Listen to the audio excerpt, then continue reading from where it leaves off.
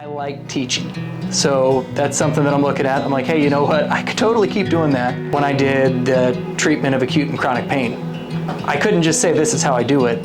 I'm talking to a room full of physicians. I have to say, this is what evidence supports, and this is why it supports it. I would like to see a time globally where we hit a point where we could do mission work again.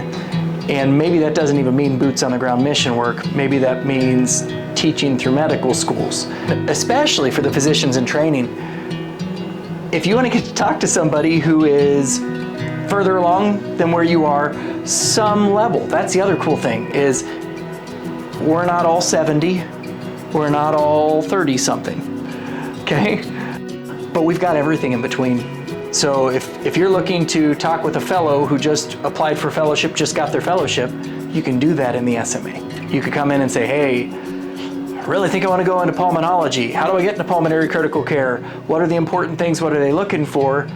And talk to somebody who just did it, who wasn't otherwise a part of your life. You know, same as with the family, that we look at it and say, okay, what do I have to offer?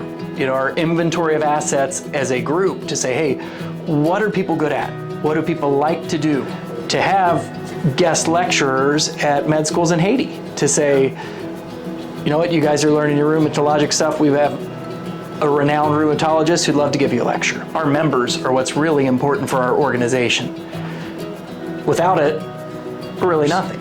And the most valuable thing we ever ask our members for is their time. You know, everything else you can make more of. You know, you could donate 20 bucks to something you don't care about at all, but if I ask you to donate 2 hours, that's a bigger deal. And that really would leverage what SMA is.